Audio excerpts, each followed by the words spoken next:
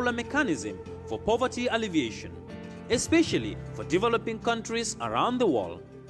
This microfinance service adheres to the principles of Islam as a form of social responsibility.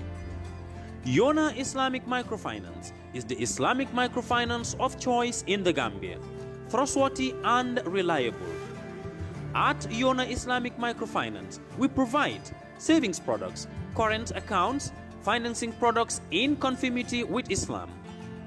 In addition, Yona Islamic Microfinance also offers local and international remittances, takaful fund, management of zakat, management of awqaf, trading and investment, and building of strategic partnerships to bring financial services to the doorstep of the poor with donor projects, madrasas, youth organizations, women groups, and farmer organizations. Make a choice with Yona Islamic Microfinance today. For more information on Yona Islamic Microfinance, call 377-2151 or 9832-151 or visit Yona head office at Dibba Garage, Bakote, or visit any Yona branch located countrywide near you.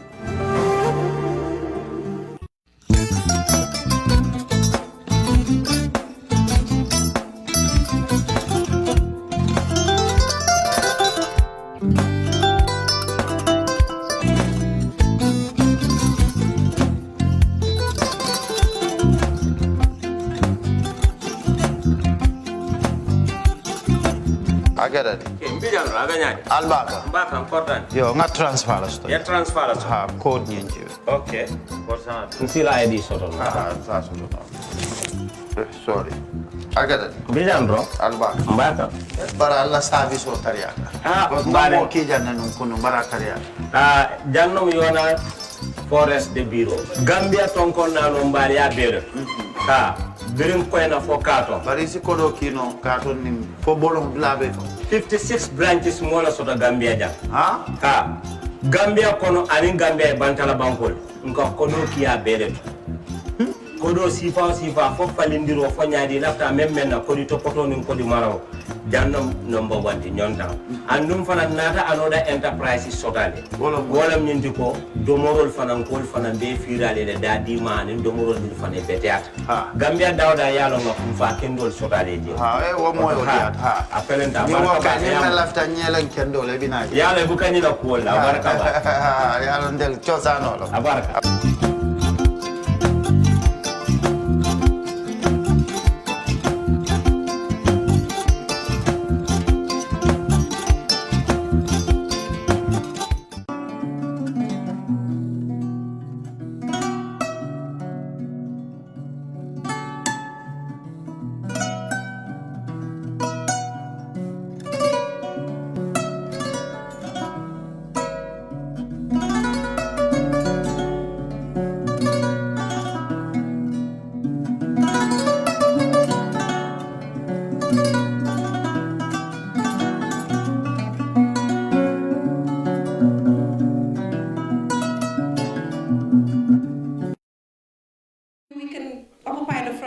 It's not possible. Come in front, please. Come in front. Yeah, please.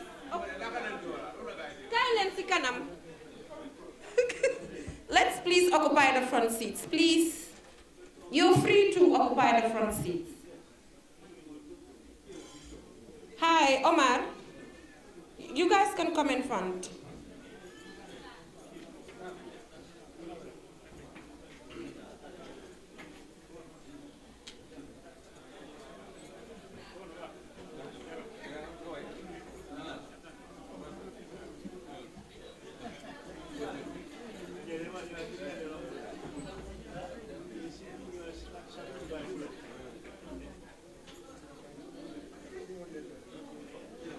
What?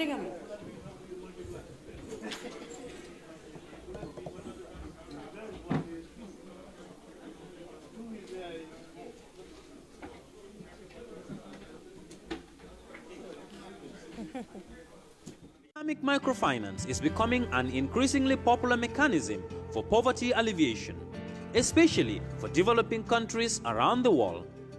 This microfinance service adheres to the principles of Islam as a form of social responsibility.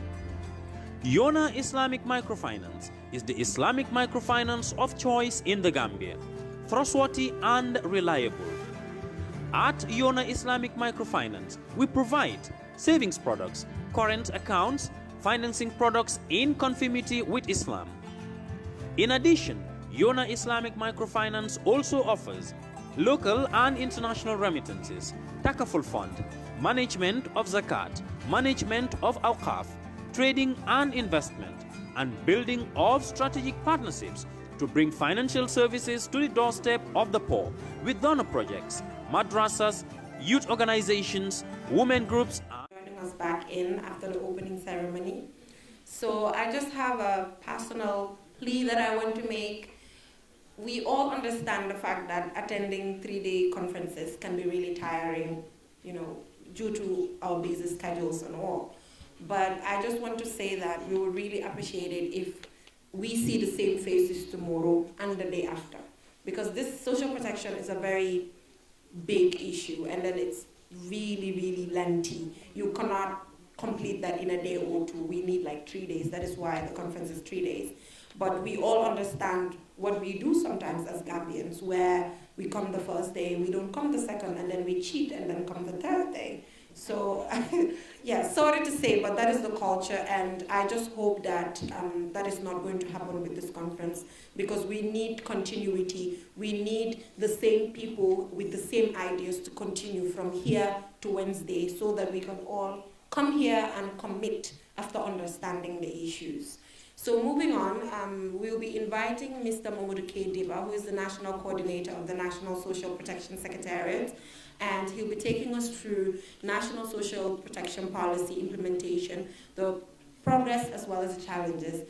The moment we understand these things, we will all be able to identify gaps to be able to forge a way forward. But while he's delivering his presentation, do not hesitate to write notes, because we'll be opening the floor, maybe just to take 1 or 3, 4 questions or contributions towards his presentation. So please stay with us and enjoy this presentation. Mr. Dibba, the floor is yours.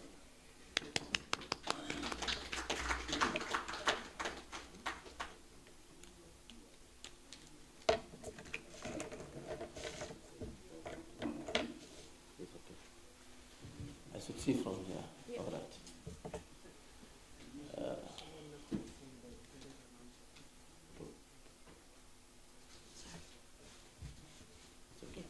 So, sorry to interrupt. Somebody left her phone. So, oh, it's yours. Okay. All right. Oh, because it's a woman's profile. Sorry for the interruption. You can go ahead, Mr. Dibba. Okay, it's okay. Okay, thank you, Jennifer. I think I probably have the most difficult task for the next 3 days. If you have an opening ceremony like that, and then everything was so colorful, everything was so brilliantly done, I can see smiles on the face of the organizing committee members, and I'm not part of it. I'm not part of the organizing committee.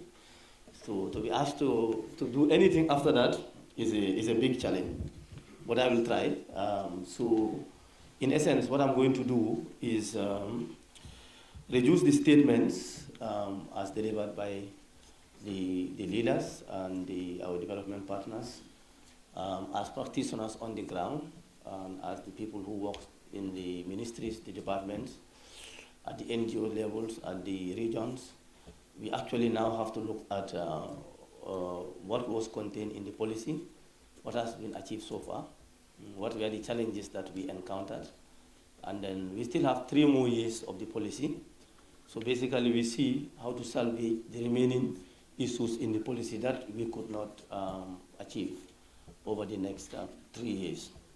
And then hopefully in 2025, we have a final review of the policy which will inform the next social protection policy moving on from 2025. So the technicians, I am ready to go if you can take me through. So the presentation outline is as follows. I think Jennifer already introduced myself, so maybe let me also say it again.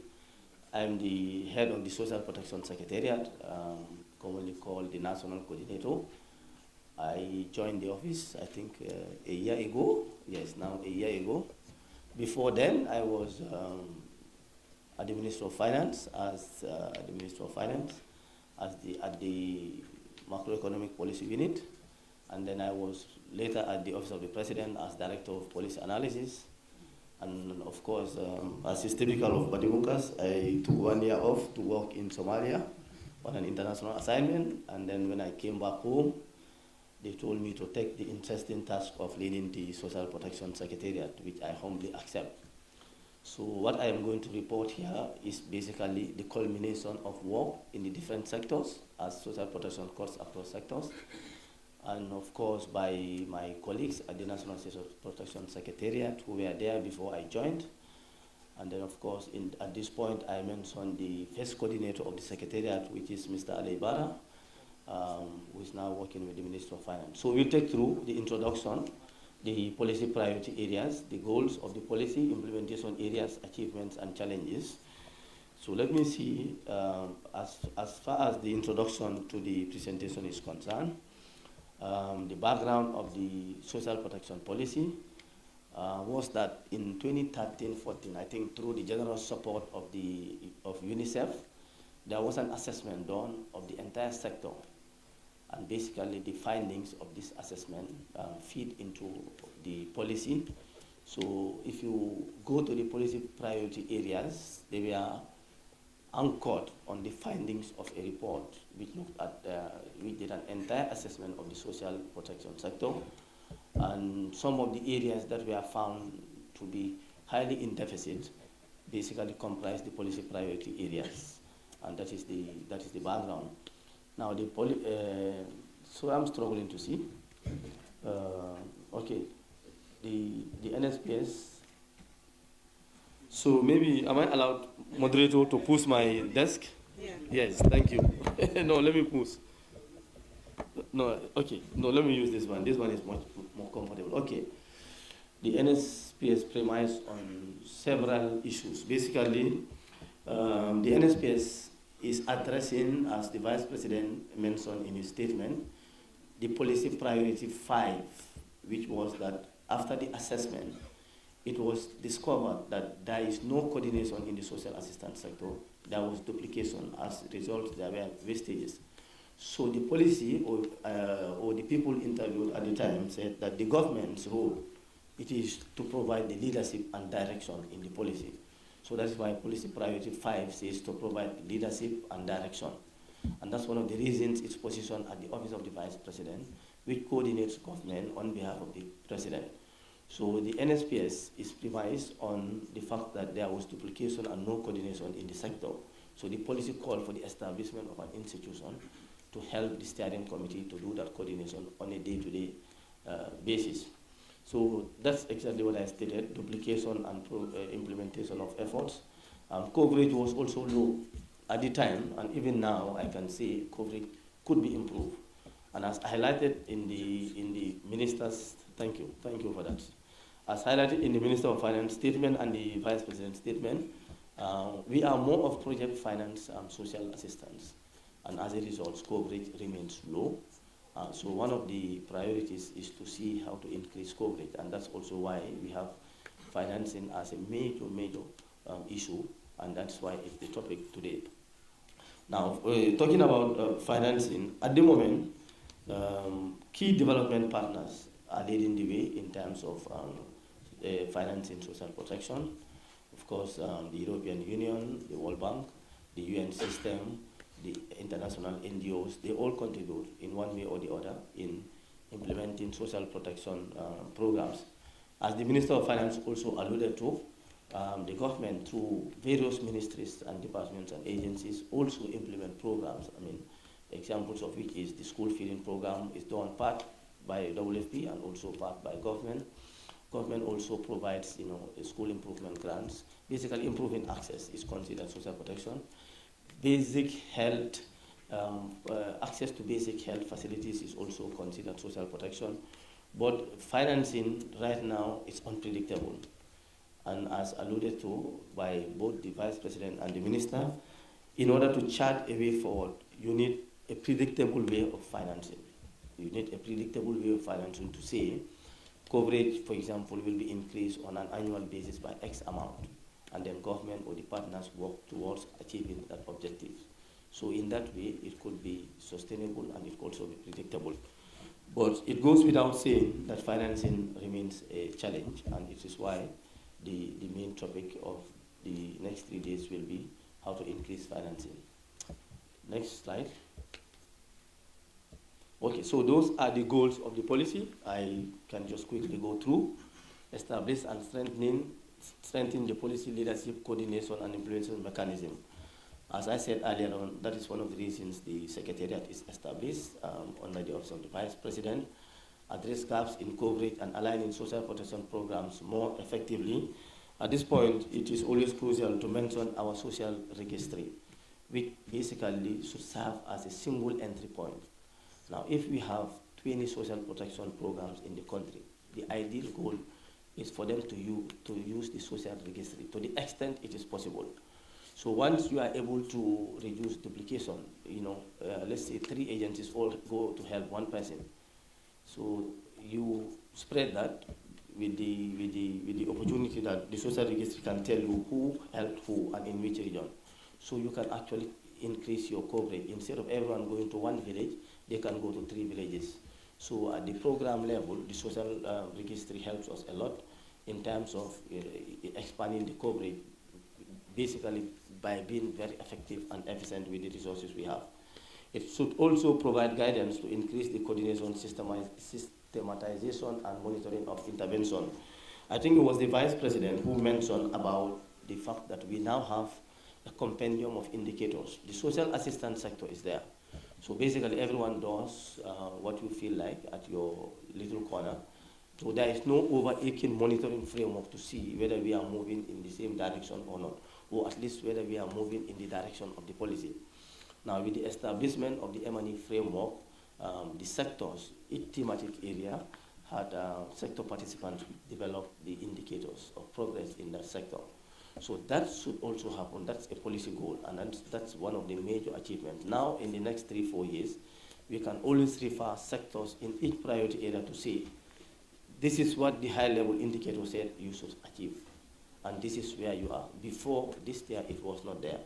So I think that policy objective, at least we are getting closer to it. We would have to do a pilot on how to implement the M&E framework. So once that is fully done, we should be confident enough to say we'll be able to monitor the sector properly. Strengthening capacity at the national, sub-national, and local level for policy formulation, coordination, implementation, and monitoring. So as the policy was new in 2015, this was an area identified, and through the general support of the European Union, there was a technical support to the Secretariat or to the social protection policy. First, it was preceded by a capacity assessment, which identified 600 individuals, both at frontline, middle, and senior level, that needed to have their capacity improved in terms of social protection. I think I can safely report that if it weren't for the break of the COVID, by now we would have reported 100% success on that.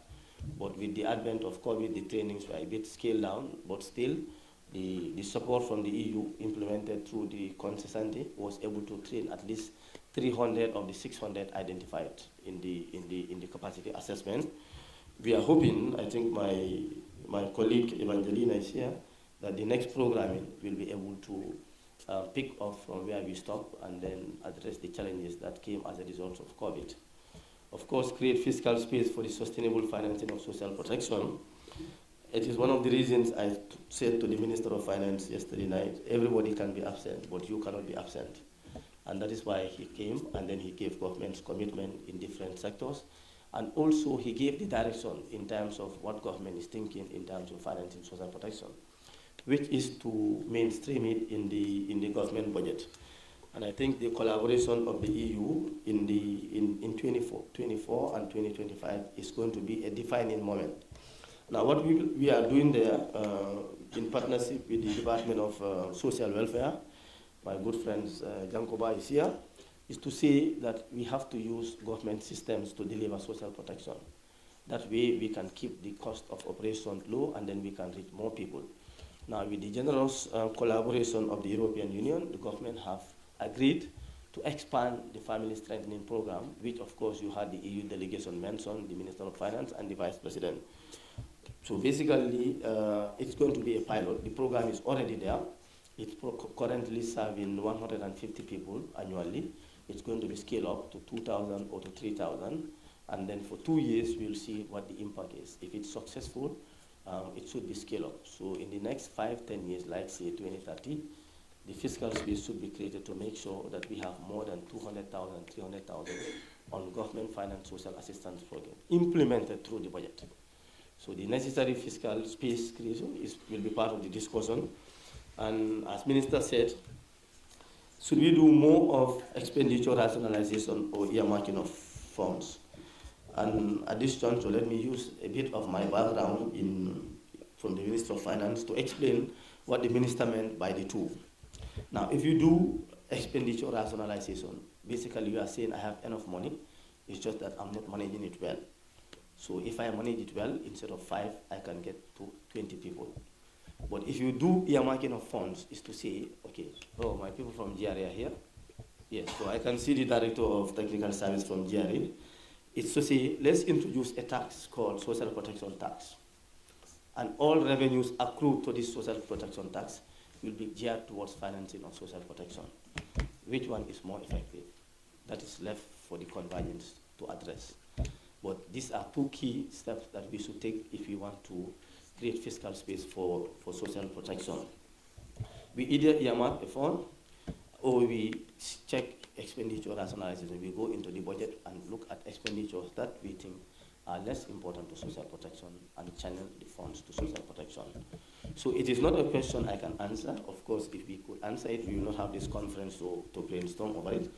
We are looking forward to all of you contributing to this discourse, as the Minister said, and hopefully by the time we finish on the 3rd day, we'll have a clear path as to the preferred option, and then we advise government on that. Next slide. Okay, social protection priority areas. As I stated, following the assessment of the sector, it was deemed necessary to have 5 priority areas. I will just read through them. The first one is safeguard the welfare of the poorest and most vulnerable population. Now let me give one example of how government addressed this priority area. Of course, the Vice President talked about the NAFA program. Now the NAFA program is an unconditional cash transfer to households of extreme poverty, and that is geared towards addressing policy priority area 1. The NAFA project was implemented by the National Nutrition Agency and partners, Department of Community Development, Department of Social Welfare, and the National Social Protection Secretariat. I can see the Deputy Executive Director of NANA is present, as it was revealed in the World Bank Portfolio Review 3 days ago. It is one of the most successful projects of recent times with 100% disbursement. I think we give a round of applause to the project management team at NANA. I think Mala, you are here, but I don't see a smile on your face. And also the general support of enhancing the mobility of the regional structures in terms of monitoring social protection interventions, which the Vice President unveiled just now officially, was also through the general support of the Social Safety Net Project. That's actually the name of the project, Gambia Social Safety Net Project. So I was only talking about cash transfers, unconditional to the extreme poor. It is in fulfillment of priority area 1 that government and World Bank came up with that intervention. Priority area 2, protect vulnerable populations from transitory shocks. Basically, the institution of government, mainly in this area, is the National Disaster Management Agency and partners, mainly World Food Program and other partners. So the response to shocks and crises in the country is linked directly to policy priority area 2. Policy priority area 3, promote livelihoods and income of the poorest and vulnerable, economically active population. Now, this is the best time to talk about not to think of social protection only as cash transfer. Most of the time you talk about social protection, people think it's cash transfer. Social protection is cognizance of the fact of our old saying, balanga jangal nit, balanga jox nit jen every day, nga jangal ko numo nape, do non. So priority area 3 is saying we need to build people's skills for improved livelihood. That is why the Ministry of Trade, their employment department, and all the initiatives that they do in terms of increasing skills of individuals is considered as social protection. Now, the Department of Community Development, in partnership with the UNCDF, implemented a very good program called the Economic Inclusion Program, and that's exactly what it does. In other countries, they call it cash for work. So any initiative that helps people to build their skills, to be able to improve their chances of having work, is addressing social protection priority area 3. And it also shows you that it's in different sectors. It could be in agriculture, it could be in Ministry of Trade. Now, policy priority area 4, reduce people's exposure to social risks and vulnerabilities, including discrimination and exclusion. So this could take different forms. For example, any efforts geared towards gender-based violence, reducing it, any efforts towards helping people who are chronically ill, for example, people living with HIV, they can be subject to all kinds of discrimination. All activities geared towards that is in response to policy priority area 4. And also the policy mentioned that prison inmates and their families, they can also go through some form of discrimination. So they also require some level of support. Now, our favorite, if not talked about always at the institutions, strengthening leadership, governance, and social protection systems, is the main reason you have the Secretariat. The Secretariat used to meet on an ad hoc basis. At the time, the Director of Policy Analysis used to be the chair of the Social Protection Steering Committee, because then it was positioned on the office of at the office of the President. Of course, I was one time Director of Policy Analysis, so I know a little bit about this, although it moved to the office of the Vice President just when I resumed, but of course we had the social protection files and everything. So the leadership now is provided by the office of the Vice President, and the Secretariat supports the Steering Committee and the office of the Vice President on their recommendations and directions on a day-to-day basis. That's the 5 policy priority areas. We can now move on and see what's been achieved in each of them. Next slide. Implementation area 1. So the way it works, the implementation areas are linked to the policy priority areas. So in a linear way. So implementation area, sorry, not in a linear way, I wanted to say. If you look at implementation area 1, it says establish and strengthen national social protection policy leadership, coordination and implementation mechanism. So that's basically policy priority 5. So the implementation areas were not linearly linked to the policy areas. So necessarily implementation area 1 doesn't correspond to priority area 1. It's not so much of a problem as long as it's properly defined. So this obviously implementation area 1. 2 is increased coverage of social protection policies and programs to meet the objectives of the policies. Strengthen social protection system for the effective planning, delivery, and monitoring of social protection programs. Implementation area 4, develop a sustainable financing strategy and mechanism to fund the implementation of the NSPP and specific programs. I think we'll get to the progress, but I can say in each of these areas, a lot has been achieved, and we are trying to pin down implementation area 4. Now, a draft financing strategy was developed and validated. It coincided with the approval of the bill from cabinet, and then the advice was that we may not need to rush and finalize the financing strategy. We can subject it to review, as the National Assembly is also reviewing the social protection policy. So the discourse there, and possibly out of this workshop, will feed into the financing strategy. Definitely, we do not want it to be a financing strategy that is just a report. Let me see what one of the consultants I once worked with said. He says, Dibba, I don't want to give you a report, I want to give you a results. Now, as a consultant, your objective is not just to have a nice report in the shelves. You want to see it implemented. So that is the reason why we are not quickly getting the financing strategy to cabinet to approve. But we want to have a much more broader discussion and also to check the direction of the legislation from the National Assembly with the establishment of the Social Protection Fund. Now, what you don't want is to quickly get it done, and then the deliberations of the National Assembly moves one way or in another direction. So to have consistency and coherence, the draft is there, discussions on this convergence will feed into it, and also the subsequent discussions from the National Assembly. We don't want to do this. Let me quote my favorite. I was part of the steering committee for the National Health Insurance Authority. And at the time, I was wearing a different cap. I was from the Ministry of Finance. And then, as I always say, I don't like earmarking of funds. So a lot of recommendations were put in the draft bill as to how to finance the health insurance. And one of them, if I remember right, was a chunk of the value-added tax. And I can see my jury people are. Now, when you talk about the value-added tax in the revenue base of government, it is a huge amount.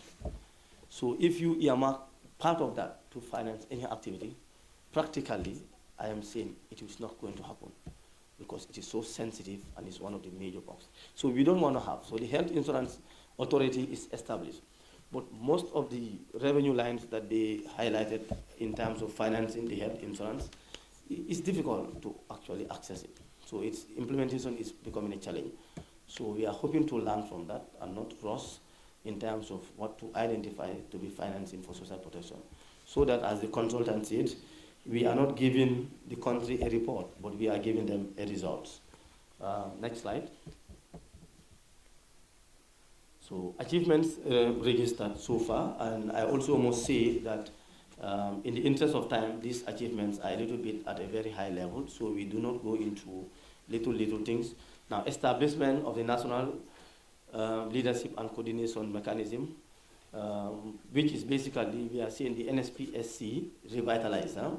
The Social Protection Steering Committee is now revitalized. There is a calendar on which we meet, except if there is, it falls on a national holiday, like the last one was on a Tobaski, so we had to change. And now, as my colleagues at the World Bank always said, we want the meetings, but we want to see that the action points in your meetings are implemented. So we had a performance benchmark in the project, which was looking at the meeting minutes, the actions agreed there, whether they are implemented or not. So we can say that the steering committee is revitalized. They are agreeing on key strategic directions, and they are being implemented through. Of course, the NSPS is established, establishment of the sub-national leadership and coordination mechanism. Let me explain a bit of this at this juncture, and that is why we have 2 regional governors here. The others are unavoidably absent, and they send their apologies. Now, the way the coordination structure is established, according to the policy, there is a national steering committee, which meets every quarter. But it's also saying that at the regional level, there should be a subcommittee to be chaired by the governors. Now, in the regions, they are mainly implementations on the ground. Now, the policy directions as established at the steering committee at the national level, are they implemented exactly that way on the ground at the regional level? The policy is saying, let the governor and his team decide that on a quarterly basis, and they inform the national steering committee. Now, 2 or 3 months ago, these committees were established. And as I told one of the governors, one of the reasons why we did not come knocking on their doors for its full operationalization is because it was actually not budgeted in 2023, but we have fully budgeted their operations and their modus operandi in the 2024 budget. And then we will provide the necessary support together with our partners on ensuring that monitoring at the regions on social protection activities are done. And it is one of the reasons why mobility will be provided at the regions to ensure that this activity happens. So the policy said that a subcommittee at the regional level should be established, and they are now established. They will be fully operational in 2024 first quarter, inshallah. Okay, strengthening the management and administrative capacity. This is also linking to the capacity building assessment that was done, that is sector capacity needs assessment, which guided the EU technical support to the social protection policy. And then approximately 49% of the identified groups were trained. And as I said, if you look at 49%, it may look a little bit low, but please bear in mind that this was in the context of a pandemic. There was a pandemic for 2 years when mobility and movements were restricted. So if that were not the case, I think we probably would have gone a little bit far. But aside from the EU general support on the capacity assessment, there are also continuous capacity assessment from the Secretariat to the different thematic groups at the regional level and also at the national level. So in terms of the capacity assessment, it's 45% of the identified groups. So in the next implementation plan, 2023-2025, the idea is to pick up from where we left. We also observe that sometimes numbers don't speak the actual detail. If you look at the 49%, the bulk of this is in the front line and middle level, at the middle level, and at the middle level. Now, most of the identified personnel at the policy level were difficult because it's actually difficult to get permanent secretaries and ministers together. So if you look at the 49%, it's a huge achievement at the front line and at the middle level.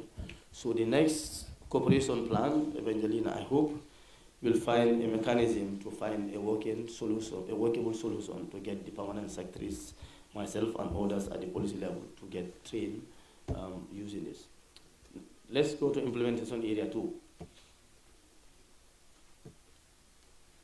So implementation area 2 stated that a national health insurance authority is established. So basically, this is just the achievement, but I think what the implementation area stated was that financing, especially financing health in the country, should be a little bit clear, because at the time, the out-of-pocket expenditure for every Gambian on health was considered very high. So government's move towards this is to establish the National Health Insurance Authority and work on the National Health Insurance Scheme. At the last count, 2019 National Health account, out-of-pocket expenditure is at 24%. Although that is still below the sub-Saharan average of 31%, if I get it right. The idea is to move to an area where when people are sick, they don't first have to think about money. They have to first walk into a health facility that is accredited by the National Health Insurance and get proper assessment. So later, they can get the medication they desire, but people shouldn't be sitting at home because they think they cannot afford to go to the clinic. So the health insurance scheme will basically eliminate that. If you are sick, you should be able to walk into an institution cleared by the Health Insurance Authority to have at least a proper assessment of what happened to you. Now later, if you are unable to do here and there, but at least the starting point, people cannot sit home because they don't have money. That's one social protection pillar, that when people are sick, they should be able to walk into a health facility and get a proper assessment of what happened to them. Implementation area 3, please. Okay. Implementation area 3 stated that establishing a fully operational social registry information system. This is our famous Gambia social registry. If any of you live in the West Coast region, you probably have a black writing on your wall, GSR, with a long number. So that is the listing name for your structure. So every household in the West Coast in the last 3 months were interviewed. It doesn't mean every individual, one individual in the household. In case you are not interviewed, please feel free to call 1229, because every household living in West Coast in the last 3 months should have been registered. Now the process started around URR, and then it now ends at in the Combos. In 2024, the KM and Banjul will be done. And of course, I think we can say size becomes a very good advantage. We'll be the first country to have a fully covered social registry by 2024. So the social registry data collection stops at Combo, KMC and Banjul next year. Now the data, as it is sitting on a computer right now. So it's sitting on a computer. So the social registry information system is now transferring all the data into an information system. So in case programs want it, you just log onto our website. There will be a platform to channel your data request, and it will be provided to you seamlessly, and then you go and intervene. Now, I talked about the development of the M&E system, the framework and plan, which is also completed. This was in the policy implementation plan. Of course, you have the compendium of social protection indicators, development of a sector-wide communication strategy. I think that was validated in 2022, last year, basically. Implementation area 4, please. Approval of the social protection bill, which mandate the creation of the social protection fund. So basically what is in the implementation area is that lack of legislation in the sector. So the achievement becomes the approval of the social protection bill. And with that, we have to commend the partners, because I think within 1 year, we were able to put together a bill in a very, very consultative way, send it to cabinet, cabinet approve it, it's now at the National Assembly. So hopefully, after the extraordinary sessions, we are expecting the social protection bill to be read for the first time in Parliament or in the National Assembly.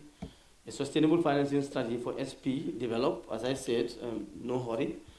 We want to get it right. So the outcome of this conference will also feed into the policy, as well as the discussions around the social protection fund at the National Assembly. Social protection reporting framework finalized, classification of budget lines. So let me explain this. If you look at Ministry of Education, they are doing a lot of interventions. But if you want to classify which of their interventions qualifies as social protection or not, there is nothing on the ground. So I can use my discretion, the DPS can use his discretion.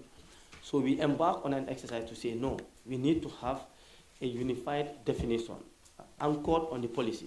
Whatever is not indicated in the policy, it may sound very good, reasonable, but it is not a social protection expenditure.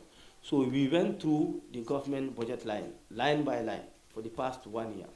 Line by line, we cross-check it against international definition and also against the social protection policy and implementation plan. And we have marked each of them. So eventually, in the 2024 budget, the Minister of Finance can just call his budget people to say, I want to know social protection expenditure for the past month, and they'll pull the report, because now all the budget lines have been marked.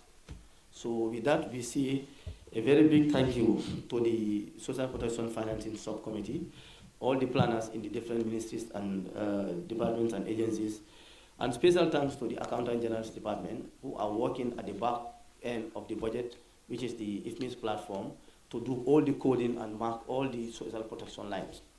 Now, our good friends, the development partners, like to say, I want to give you 100 million, but I want 30 million of that to be on social protection. Before today, this was not possible, because you will spend the rest of the day arguing as to which line is social protection or not. With the validation of this report, there will be a permanent report in the IFMIS system called the Social Protection Report. Those who are au fait with the IFMIS knows that they know that there used to be a report called the Poverty Report. Of course, at least I know it before, because the IMF used to say, we want 3% of your expenditure to be poverty expenditure. So we used to pull out the poverty report and check whether we are in line with our commitments or not. So hopefully, we want to start pulling this report and say 3% of expenditure on social protection. We want to make it 4% next year. And now it's easy if the Minister of Finance wants to make it 4 or 5%, because he already knows the different budget lines. So he just pumped money into these budget lines.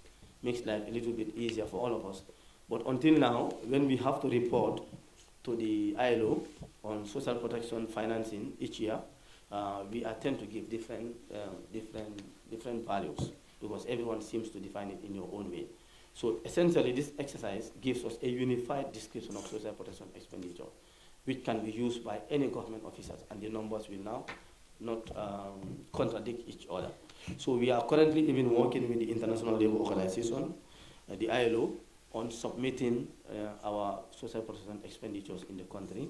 So this tool will actually help us a lot, and we are encouraging all government planners to continue to use this tool. And as I said at the start of that exercise, it is a dynamic process. because definitions keep changing. So once definitions keep changing, we convert again, not one individual unit, and we adjust the framework to reflect the changing times. Implementation area 5, please. Okay, so implementation area ends at 4.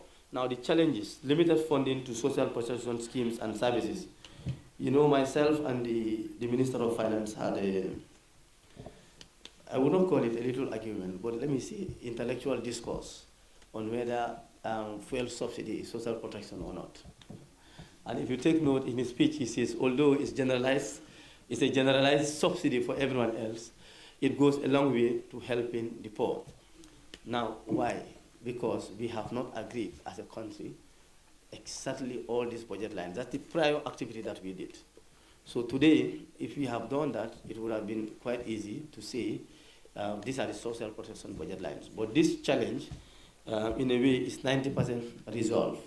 So if the Accountant General map out and put this report in the IFMIS system, government should be clear if they want to finance social protection. And I keep saying, although we are doing well, both the partners and the government, but social protection financing needs to be increased. And I also like to say something I told the Minister of Finance in New York as part of discussions on the sidelines with the President of Kenya on social protection and what their government is doing on social protection by mainstreaming it in the budget. I said, Minister, I'm an economist by training, and I always like to consider myself to be an economist, not a social protection professional. But if you follow macroeconomic stability, it's just like what every other minister does. Macroeconomic stability, revenue mobilization, my good friends from DRA. But if you invest in social protection, you are changing lives forever. And it is a legacy that you'll be proud of tomorrow. Because people who should have been worrying about what to eat are not worrying anymore about what to eat. They are using that small money and then sending their children to school because there's enough school feeding.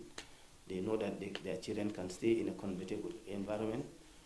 When you look at government today, or possibly in this room, how many of us are from very privileged families? Very few. What changed a lot of us, our lives and our ways, is because there is investment in our human capital. And I always tell my staff and other people, focus on what you learn, because I cannot take that from you. But if I send you to Pase, I can always bring you back. But what you learn, you cannot. So social protection is encouraging the government and partners to invest in human capital. If you are trained, nobody can take that away from you. You can lose your job in any office, but the skill, you go with it. And also, allow me to be a bit personal with this. When I joined the Ministry of Finance in 2014, there's a famous program, famous YFM program. Everybody knows YFM programs. So you go to YFM programs in Abuja, in Freetown, different part of West Africa. You get a very good chunk of travel grant per day. It's very nice. You come, your pocket is full. $2,000, $2,500. So I was enrolling in the IMF Institute in Mauritius. I went there 7 times. In fact, they used to tease me, Mr. Mauritius.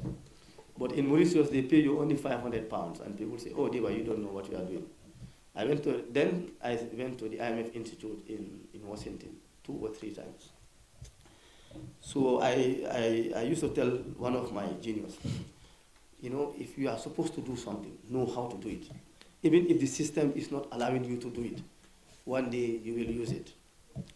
And one of those, junior people who worked under me, and let me just quote his name, Lamin Traore. Today, he told me, boss, I followed your direction. Today, he's at the UNDP Finance Department in New York. And like I said, 1 year ago, I left government to pursue a consultancy. And when I applied for the job, they called me and said, no, we are looking for a real economist. I said, oh, you think I'm not a real economist? He said, well, okay, we saw that you did a lot of in-house training. I said, no, what you are asking for, I know how to do it because I learned it. So all those evidence of my IMF programs were there. So at the time, it couldn't give me $2,000 at that moment, but now it gave me a 1-year consultant, international consultant. My good friend, Mr. Loom, is a consultant locally. He knows how much he earns. So if you go abroad, at least you can have an idea. It will be better than that. So social protection is encouraging people to invest in people. So adding more money in social protection financing is changing lives. Because when you train people, you cannot take out these skills. Even if the government cannot give them job, they can apply themselves and go somewhere. So social protection financing remains a challenge. And I told the minister many times that you have a chance to change the game. And that's why yesterday he came from Dakar very late, around 11. When I spoke to him, it was 11 a.m. He said, no, we are committed. We'll be there and we'll give you. So the government is committed to increasing the financing on social protection. And with the generous support and direction from the European Union, we are piloting the expansion next year. So this challenge, we hope it will not be mentioned the next time we meet here. Now, limited coverage, of course, is a byproduct of the financing. If I have $10, it's obviously I cannot cover 5 people. The absence of legislation on social assistance. Now, the Social Protection Secretariat, the way it is, works under the Office of the Vice President. Now, social protection covers social security, health insurance, and social assistance. Now, if you look at social security, there is a legislation on social security. There is now a legislation on the health insurance. But there is no legislation direct, and that's why if you listen to the Vice President's statement, he says, we are going to have a direct legislation on the social assistance. Now, the Constitution points to it. Other laws, the Women Act, they point to social protection. But the direct legislation on social assistance is not there, and that's what the Social Protection Bill is addressing. Equally, there is no law on social security for the informal sector. All of us contribute to social security because we are working in formal structures. So the informal sector, you can see somebody, a carpenter in your area. He's very rich when he's young, but when he's old, he cannot be a carpenter anymore. He's very poor. He could have been saving, just like me and you who are working and earning less than him, are saving and they have social security when they leave. So the informal sector is completely absent. There is no legislation on them. Now, what is the government doing in this area? Okay, maybe it will come in the progress, but let me say that the Ministry of Trade, with support from the ILO, commissioned a study. They call it Access to Barriers for Social Security in the Informal Sector. That is feeding into a multi-sectoral committee of the Social Protection Steering Committee, Secretariat, the Social Security and Finance Corporation, and the Ministry of Trade to come up with a legislation on this. Now, there were 2 options at the time: to include it in the Social Protection Bill or to amend the Social Security Act to include social security for the informal sector. It was agreed that it is better to have a direct legislation on it. So that is why it is not in the Social Protection Bill. Now, in order to be comprehensive, if you have a social protection bill or act, it should talk about all these 3 components: social assistance, social security, and health insurance. Now, what we did in the bill is to mention that social security matters will be handled in the relevant social security law. Now, there is already a social security law. So if you try to bring a complete legislation in a new law, you are going to create confusion. So the Act references it. It also references the National Health Insurance Authority so that you don't create confusion by either trying to describe something different. So the relevant social protection laws, social security laws there, requires the enactment of a law on the informal sector.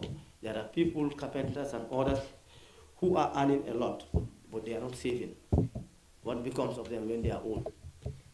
It is something that we need to address in the next 2 to 3 years. But like I said, we are working with the Social Security and the Ministry of Trade. They have the employment mandate on how to resolve this. Next slide, please.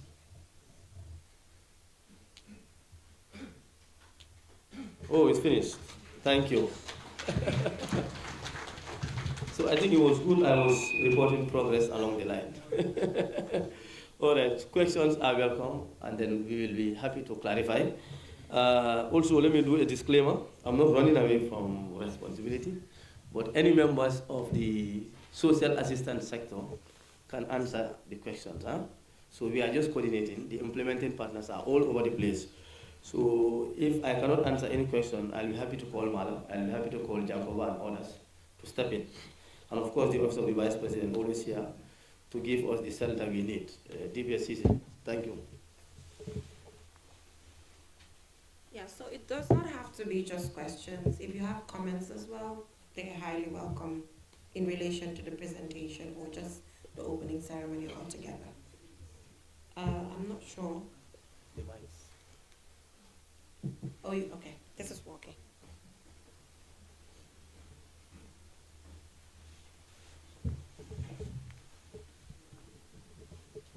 Thank you. My name is Mana M. Pavana.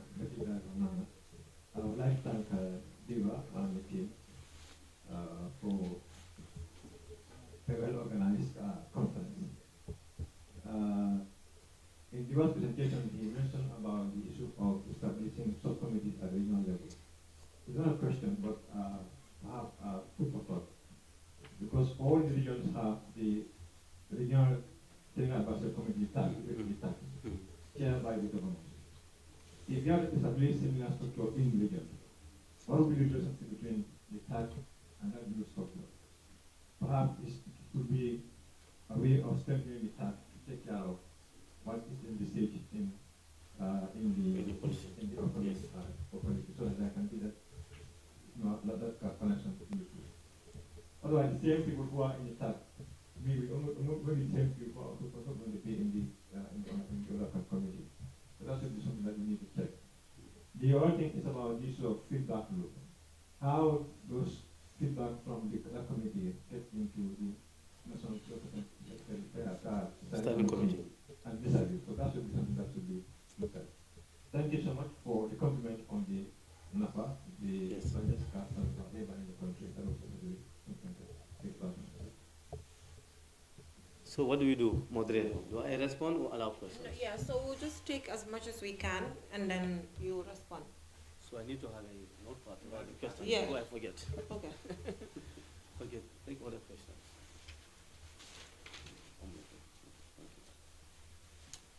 Thank you very much, Mr. Ariwa, for the wonderful presentation. My name is Basir Ruba. I am a senior legal officer research at the National Human Rights Commission. And I am glad that you mentioned something about law reform in the area of social protection. And I wanted to comment / make a recommendation that at the African Union level, they are also currently pushing really hard for social protection on the continent. And they have recently enacted a protocol to the African Charter on Human and People's Rights and Social Protection. And so far, we've only got about 2 signatories, 2 countries, 2 states that have signed, and Gambia is not one of them. So I wanted to suggest that at your level, if you can also push for the state to sign and ratify the protocol, if possible, why not domesticate it along the line? Thank you. That's my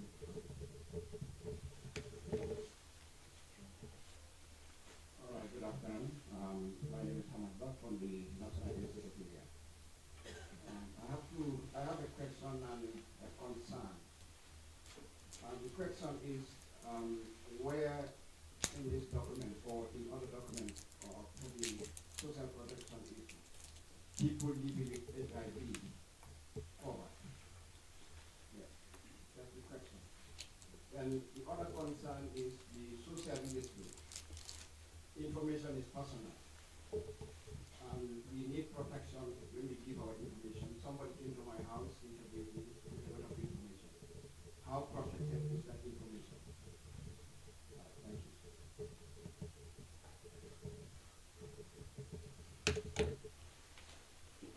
Why are the women not asking questions? Do we have a woman that wants to ask a question? Yes, we have one. So we'll just take that one and that's it, because we'll take you and her because it's almost, it's 13:47. So yeah. Thank you. Mine is actually very short. It's in relation to what Manan said. I just wanted to remind, if possible, when we setting up these committees, the people we are targeting, let's not leave them behind. Let's make sure that gender is represented, the vulnerable people are represented, so that we avoid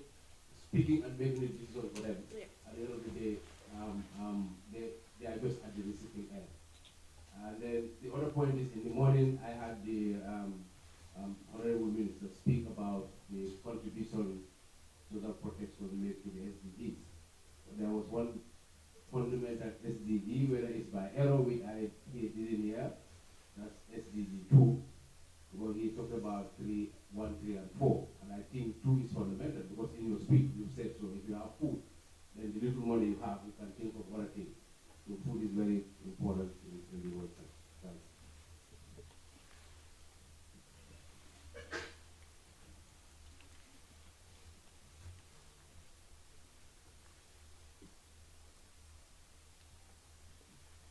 Thank you very much. Maybe I'm Alaji Jawara, Regional Community Development Officer. My concern goes to the minimum wage for able-bodied workers in this country. A lot of emphasis has been made on the physically challenged people, the old age, and the young ones, the women. But my concern goes to able-bodied workers who are not privileged to have under any protection in terms of minimum wage. I don't know how far can we link social protections to some of those things, because it's also equally a social concern, and you can take anyone anytime and pay him any amount of money for work. Yeah, so we have the only woman. Oh, you two, oh, we have 2 women, so we'll take 2 more then. So you want to ask?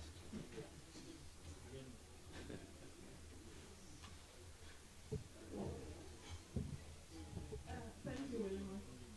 My name is Matilda Johnson. I am here representing Gambia Christian Council. I'm the Assistant General Secretary of the Council. I am going to speak, my concern is for the senior citizens, because I am one of them. Never mind the recap. I'm one of them. Okay. I was just wondering whether you were talking about social assistance, whether there's anything, any financial assistance which could be given to senior citizens who have worked in the government at the lower ranks, and we all know what the government pension is like. Is there anything in the basket for them? Because I was looking at the health thing, and you capped it at 65, and you also statutory retirement age is 60 in the Gambia, unless you want to up the age to 65. So what is happening to the gap between 60 and 65? What is going to happen to those people? Thank you.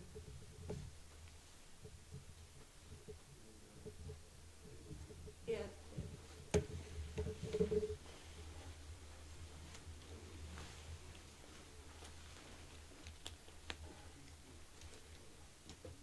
Yes, thank you. I could not resist to say something because we are underrepresented. So. Only a comment, a word of thanks to Dibba in particular, and to the National Social Protection Secretariat and the committee. My name is Angelina, and I'm a program officer at the European Union delegation. We have been accompanying social protection, supporting social protection for the past few years, and we will continue doing so. So this is a good opportunity so that we exchange experiences and we express what can we do better, what can we do more. It's been mentioned this morning by my head of cooperation. We will be using county system through budget support to continue supporting social protection in the expansion of the family strengthening program, which covers targets vulnerable groups. We will continue following closely with working with the Secretariat and with representatives here present. We will be also providing complementary support, possibly as technical assistance as we have done until now, or and we are looking into pilot actions for universal social protection. This conference is very timely, and I'm glad to be here. But my wish is that I'm glad to be here because we will be. I will be taking note of needs, how we can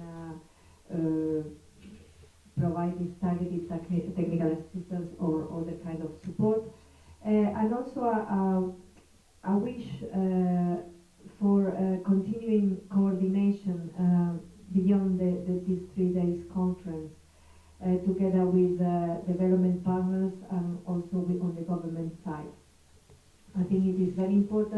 tools like the registry, but also it is also our work from my side as representative from a development partner. Many of the UN programs that are mentioned, it is the EU funding them. So yeah, a call for coordination, partnership and dialogue, and yeah, that will be for the betterment of access and to social protection in the country. Thank you. Thank you so much. Okay, I think I can attempt to clarify all of them in the interest of time. So the first one from the Deputy Executive Director of NANA. So actually, just like the way he described, the policy did not create a parallel structure. The policy said that out of the TAC members, the governor will pick few of them, and there will be the social protection subcommittee. So it is not a parallel structure, but unfortunately, it has to be implemented the way the policy stated. So the policy said the governor is the chair, and out of the TAC, he will pick few of them relevant to social protection, and they will be monitoring the social protection interventions. Now, how the governor operationalize it on a day-to-day basis is entirely his discretion at the region. But no, a parallel structure will not be established. A parallel structure to the TAC will not be established. The policy said the governor will pick out of the TAC few MDAs in social protection interventions and form the subcommittee. So that is the only way it can be implemented, because that's what is in the policy. So on the AU, the Charter on Social Protection, of course we are aware of this, even at the level of the region, as the Vice President stated, in 28th to the 24th. We will host the ECOWAS experts meeting on social protection, experts and ministerial meeting on social protection from the 20th to the 21st to the 24th. And in the convention, which we are reviewing, it stated that it is getting its direction from the AU Charter on social protection. So I think I also agree with you that the government should be encouraged to sign the AU one, but I must say it's a very recent one. So it's good we talk about it at the regional level first. We have an ECOWAS framework. So that way what we do at the national level is in line, basically trickles down from the AU to ECOWAS and then to the national level. So it is noted, of course, and the Office of the Vice President, which is now the Ministerial Office for Social Protection, are ably represented and taking note. Now, on people living with HIV, this is already classified in the policy as priority group. Now, the implementing partner, so let's say any activities you do towards people living with HIV is classified under social protection, because the policy is very clear, it clearly mentions them. Of course, you can know the background, the time it was formulated, and of course, the consultancy background, it came out clear that people living in HIV are priority areas for the group. Just like older persons, the lady asked about, for senior citizens, older persons is also classified as a priority area. And I think, Jankoba, I can speak for you on this. The family strengthening program, the expansion next year, is going to target, like we say, it's going to be a pilot. There will be a particular group for older persons and pilot and see how it works, because it's clearly defined as a priority group in the policy. Now, on the Gambia Social Registry, I may not want to go too much in detail because there's a whole session on that, and I encourage you, please. I encourage you to attend the Gambia Social Registry. Whatever I say here will be substandard to what will be discussed in that workshop. But just to allay your fears, we don't currently have a law on data protection in the country. There is no law, there is a policy. So what we did is to develop, in consultation with the partners, a data sharing protocol, which, based on advice from the Minister of Justice, can be enforced in a court of law. So anytime people request for data from us, they have to sign the data sharing protocol, which binds them to the confidentiality of the data that we are giving them. So far to date, we have 7 to 8 programs that use the social registry, but we have not had any issue on data security yet. But it is important. There is already if I can call it, go around legal instruments, because ideally this should be done by the data protection law, but it's not there. So we have this mini data sharing protocol that before we issue the data to you, you have to sign and abide by the terms and conditions. And it also states that you have to give us a feedback on the people you help. I can come and say, oh, I want to help people in Faravini. You give me the data, I don't help anybody. So you have to come back and say, these are the people that I help, and this is the way it was done. So there is a data sharing protocol that guides against the privacy issues. Now, minimum wage. Okay, this one, I have to remove my professional bias. As I always say, I'm an economist. So minimum wage is a very contentious issue. And in the economics literature, it's not resolved. If you want, you can Google it. There are people who say that minimum wage is disadvantage to low-skilled workers, because then you are telling people you cannot employ people less than 5,000. So those who could have been earned 4,500 will be dropped. So there is also a literature that says it helps in improve employment. Now, what we did in the Social Protection Bill is to say it's an employment matter. So we left it entirely to the Labour Act. So the Labour Act, after all this deliberation, and as I said, all these counter arguments, decided to be silent about minimum wage, because definitely minimum wage is not settled in terms of whether it's good for creating employment or not. It's quite a little bit risky, but we said that minimum wage should be addressed in the right legislation, which is the labor law. If the labor law says that minimum wage should be introduced, the social protection policy is in line. It says that the labor laws of the Gambia will dictate that. So we leave the expertise to them, because we don't have the expertise. So if they come, they are the employment experts, and say minimum wage is 5,000, we don't even have to amend the act. It is mentioned there so that it is dynamic to the changes in terms of the labor whatever. So that is the situation as it is. If the labor employment or labor act has it, then it is fine. So the next one, the senior citizens, I think I addressed that. So Jankoba and his family strengthening program will address that. So I think that's the clarification so far from the. So I missed that one. It says what again? Oh, so like I said, in the subcommittee, it is the subcommittee and its composition is defined in the policy. So it will be difficult if it is not mentioned in the policy for them to be included. However, in the operationalization, it is at the discretion of the governors and how to engage them. So that will be at the discretion of the governors. But the subcommittee is defined as the governor being the chair and a select members of the staff. So how the governor and the select committee set up structures to make sure that the vulnerable groups and their voices are properly heard through subcommittees and other committees is entirely their discretion. There is not even a guidance from this secretariat. So they will use their experience of dealing with the grassroots to come up with a solution to that. I hope, Governor, I represented you guys well in that.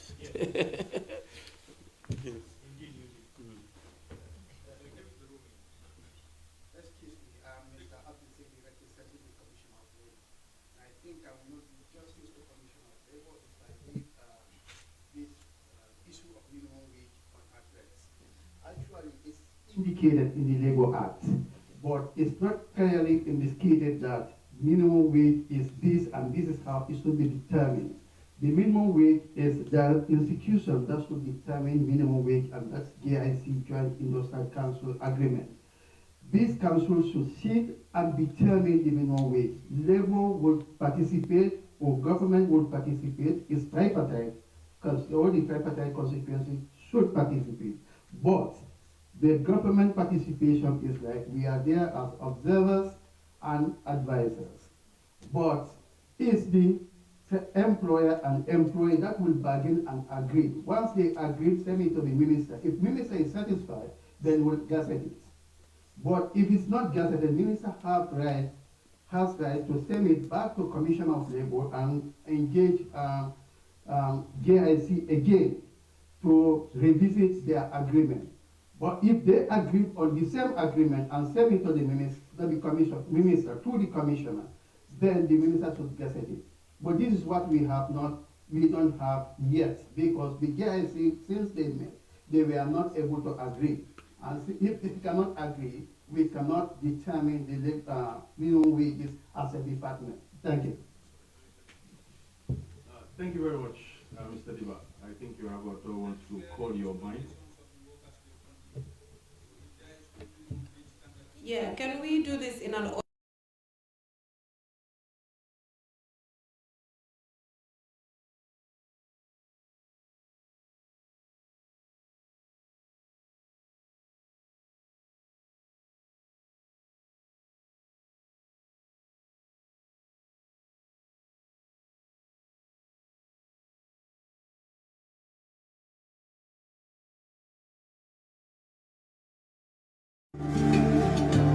Islamic microfinance is becoming an increasingly popular mechanism for poverty alleviation, especially for developing countries around the world. This microfinance service adheres to the principles of Islam as a form of social responsibility. Yona Islamic Microfinance is the Islamic microfinance of choice in the Gambia, trustworthy and reliable.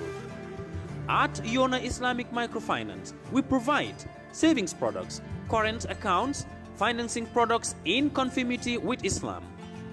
In addition, Yona Islamic Microfinance also offers local and international remittances, takaful fund, management of zakat, management of awqaf, trading and investment, and building of strategic partnerships to bring financial services to the doorstep of the poor with donor projects, madrasas, youth organizations, women groups, and farmer organizations.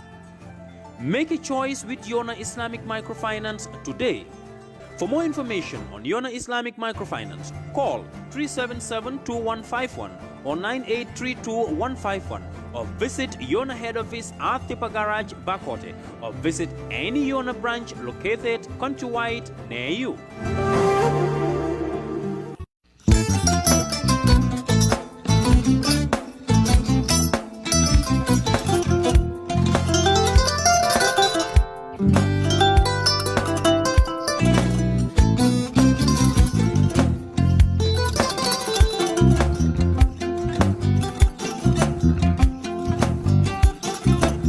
I get it. Albaka. Important. Yo, not transfer us. Yeah, transfer us. Code ni. Okay. Yeah, so as I said, we made the provisions in the social protection bill there to be time consistent. And when you say time consistent, it doesn't matter how you guys define it, how you change it. The clause in the bill will be relevant. It references your law because you have the competence there. So that we don't try to muddy the waters by defining the minimum. It is, if you look at the social protection implementation policy, minimum wage is specifically mentioned. But what we do now is to say, let's leave it to labor. It is an employment matter. So the clause there is very, very consistent. Whatever it says based on the relevant laws. Whatever the minister decides, if it changes today, tomorrow, no need to change it out. So it is recognized as something that should be worked on, but it is left to the right authority with the competence to address it. Thank you. Yeah, a round of applause for Mr. Dibba for that presentation. So we just Forest de Bureau. Gambia tonkon na lombali ya bere. Birim koyna fo kato. Barisi kodo kino kato ni fo bolong blabe. 56 branches mola sota Gambia ja. Ha? Gambia kono anin Gambia bantala bankol. Nka kodo kiya bere. Kodo sifa fo falindiro fo nyaadi lafta memmen na kodi to poto nin kodi maraw jannam number 1 di nyonta andum fana nata anoda enterprise sotale golam nyindi ko domorol fana kol fana be firale de dadi man domorol dir fana beteat Gambia dawda yalo ngam fa kendol sotale je wo moyo diat apelenta baraka ba ya lafta nyelen kendol e binaji yalo bu kanila ko la baraka ba yalo ndel ciosano lo baraka